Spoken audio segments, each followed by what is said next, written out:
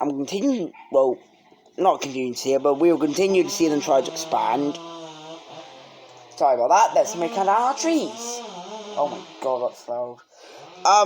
So, this alliance will try to expand, although I have no idea where they're gonna expand to. What I mean by expand is invade countries. The Eastern Federation would be one hell of a fight. Same with Nigeria. Well, they could invade Nigeria. Don't know how this guy would like that. The USA. They could invade Israel, but that would literally lead to their death. Somaliland's an available option, which they might do.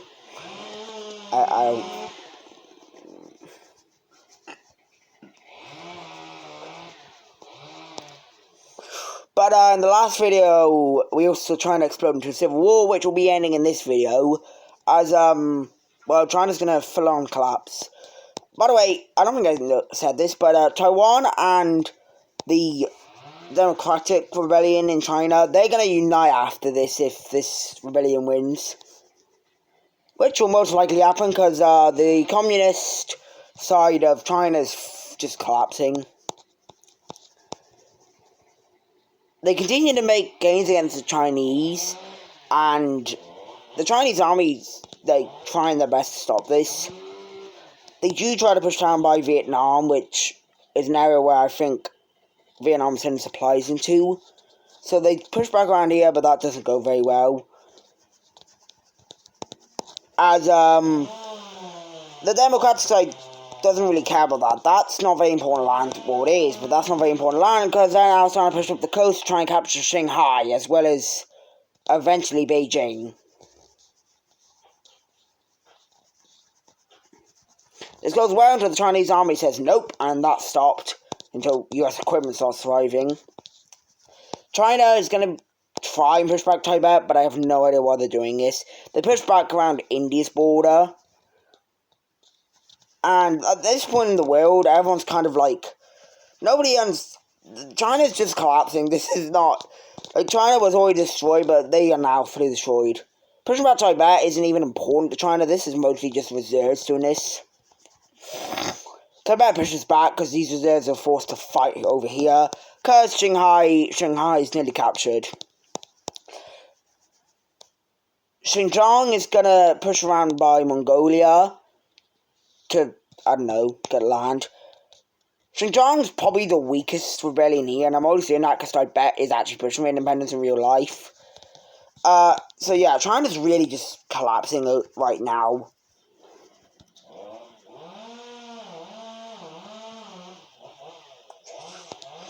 So, yeah, remember the battle for Shanghai?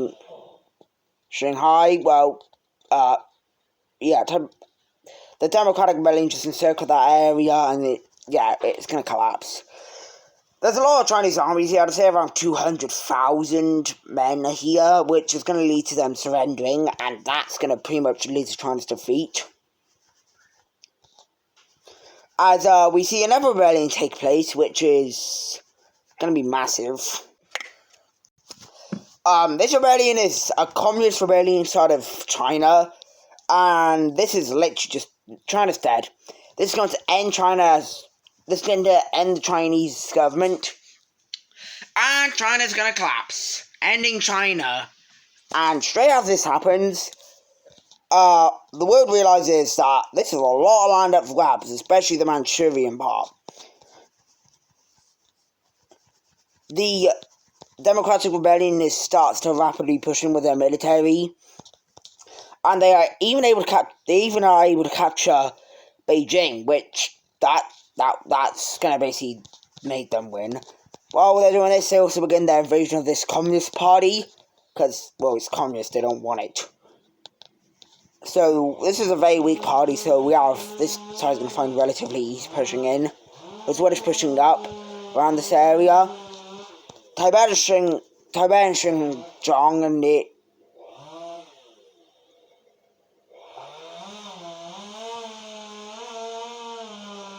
Sorry, just got to take off food. We have Xinjiang pushing a little bit more around the areas of Mongolia until they decide they're done. And Mongolia is going to actually begin their own little invasion of China, which the world did not expect.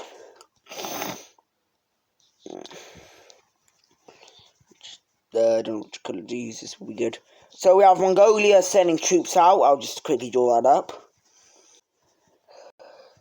So this Mongolia begins their own invasion of China, what's left of it. We have Mongolia pushing around, basically just trying to capture Inner Mongolia. This isn't confusing the word a lot why Mongolia is doing this, but they were kind of asked to accept it. We have the democratic side of China making a plan to cut off Manchuria, which will basically give it to them, which goes very well because there's not really any armies here except for like the ones that are stragglers from the Chinese collapse. And this is basically just going to lead to all of Manchuria being given over to this part of China.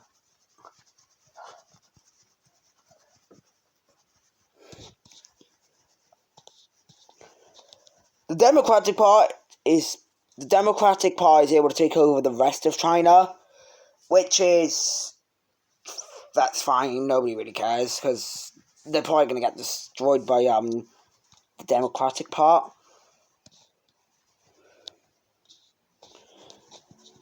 This Democratic Rebellion is literally just kind of destroying.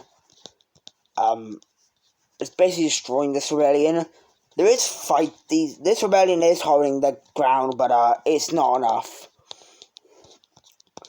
They are going to try and push back around this area, which is probably the most offended in real reality. Even though it's offended pretty well, the Democratic side is probably now just getting so much supplies from like the USA and other powers.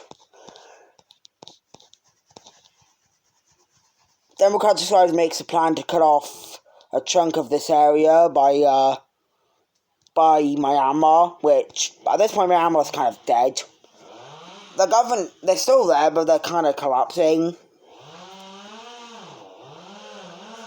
So eventually, at this point, there's not really more important parts. The more important parts are probably like along here, which obviously this is the parts that the Democratic side of China is going to push into. Eventually, there's no more point of pushing because, well, the party just surrendered.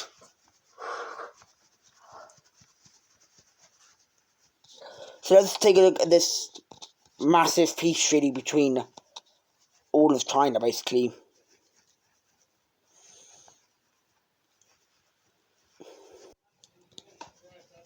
So the peace treaty, Tibet and Xinjiang are released. Mongolia is given basically all of Inner Mongolia. I think it goes a little bit more in. And the most obvious thing, China is released as a ally of the USA, Canada, and basically every country else supplying it. Oh yeah, by the way, our French-controlled Algeria is now independent, so they're still in WTO, but they're independent now. Don't even want to leave. Why would they want to leave? This would just invade them. Or would it?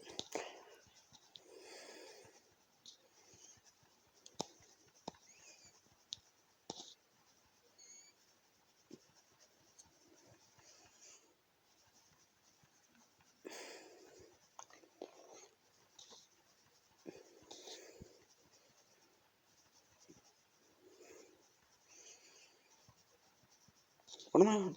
So China is obviously going to unite with Taiwan.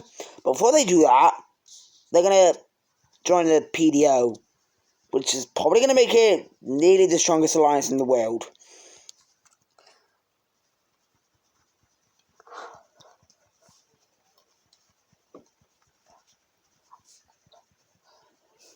Also, I made a mistake.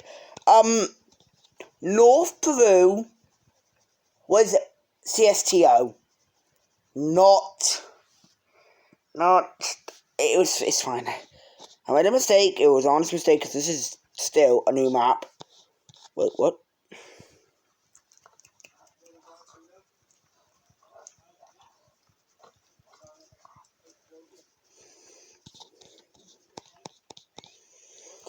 So they're going to join the PDO and only a few months after they joined the PDO, we have them uniting with Taiwan.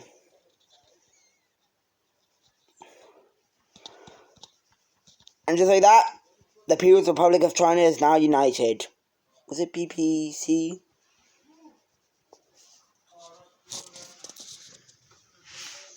People's Republic of China. Yep, so that's now united, and we're gonna come back here down to Africa. See, these African, the Northern African Axis wants to expand, but where? Tunisia would literally kill them because of the USA and obviously like other countries. They probably invaded the only countries they could. They could go after maybe like Nigeria, but I don't know how that would go. Nigeria is a pretty powerful country. And then obviously the East African Federation, which is most likely the second strongest country in the world. It takes a good chunk of Africa, I just realised that.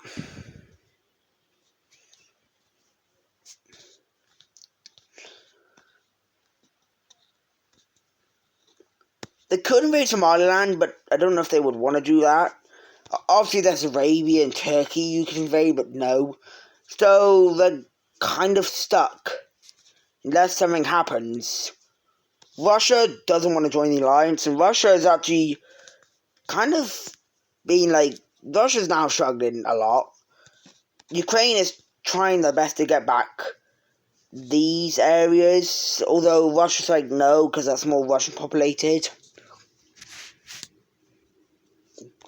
Ukraine was giving back this part, but they heard that was not enough and they want all their land back. See, Russia's kind of collapsing. They wanted to invade Manchuria, but the army, not the army, but the people were like, no, so Russia didn't do it. And it looks like Russia might actually be collapsing. Not for long collapsing, but like, they're kind of struggling. Same with maybe like other countries such as South Africa. Maybe like, I don't know, there's not many countries left in this world. And speaking of not many countries left in this world, we're going to come down, not Central America, we're going to come over here to the USA and Canada, and they're going to do something literally that nobody expected. They're going to unite. Whoops. They're going to unite together. Yep, they're uniting together. This is basically just because these two countries are very similar. Canada doesn't have a different language. Canada has the exact same language as USA. And obviously the USA's greatest ally is Canada.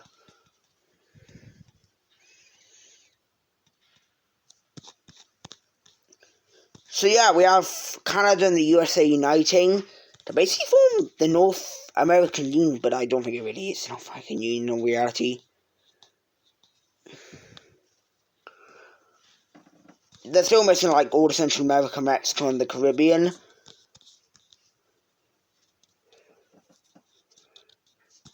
Speaking about the Caribbean, we have the USA doing some not funny stuff. Oh, why is Puerto Rico not included? I don't care. We have the USA going down to Dominican Republic and Haiti, who are basically dead at this point, and kind of invading them, so... And the USA invades Dominican Republic and Haiti, and now they're looking to basically take over all the Caribbean. Not really. Mexico and Central America are kind of... Mexico's having a lot of like bad stuff happening, and Yucatan kind of wants to leave. They don't.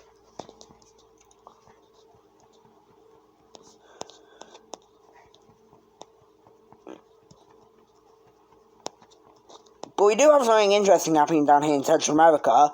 We have all of Central America uniting into one. Now this was pretty unexpected by... Well, this was pretty unexpected by basically everyone.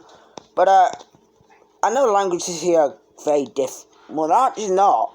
The only language I would say is even different is Belize.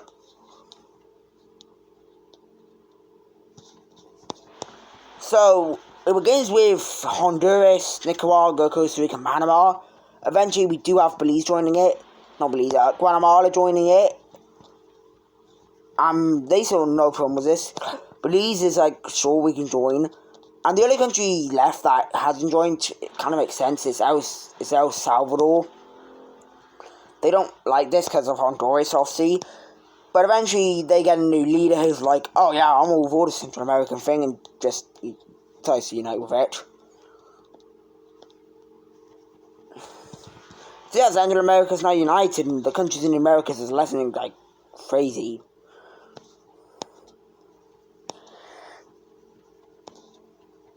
Speaking of countries lessening, Europe is starting to see something. They want to unite, and that might be a bit weird, but the EU is going to try and unite. Germany and France both realise that both countries are kind of having, some problems in their countries, and realise that forming the EU might actually be a good idea. So, France and Germany both unite together, forming the European Union, which we're just going to call the EU. Benelux is very quick to join that, because Benelux is basically just France and Germany, except for maybe the Netherlands, obviously.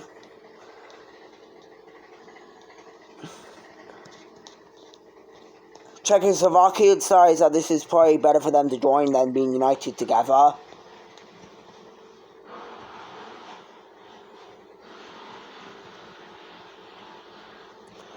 Slovenia decides they want to join this, and nobody else wants to join it. Except for Italy, who votes in favour to join this. And it's in, and it's surprisingly 68% against 42. So Italy joins this new alliance. They join the EU, and this is completely surrounding Switzerland, who doesn't really care, to be honest. Switzerland's neutral. They wouldn't just do this. Switzerland would never do that. They would actually, yeah, let's say no.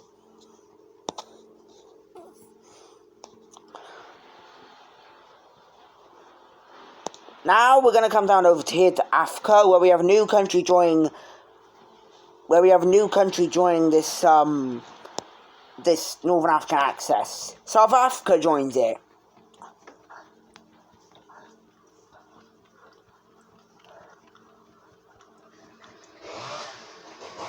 South Africa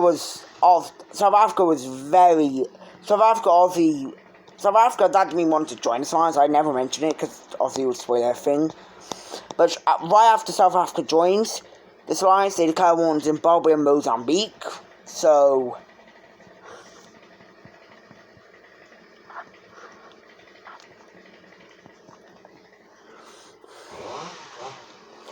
we have them declare war on Zimbabwe and Mozambique.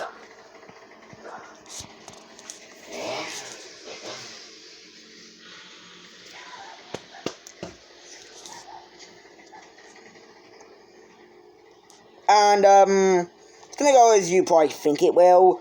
South Africa's going to completely destroy these two. South Africa's most likely in the top 5 strongest countries in Africa. Zimbabwe loses Harare very quickly. And Mozambique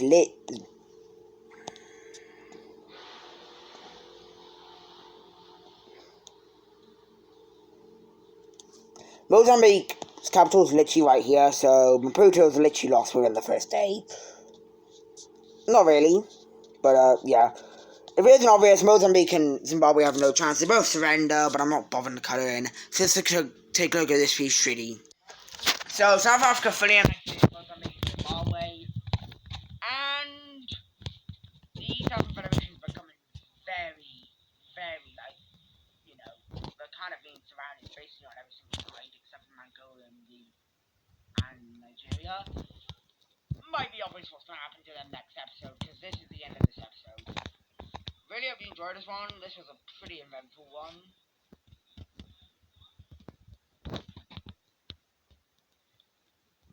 But I'll see you next one.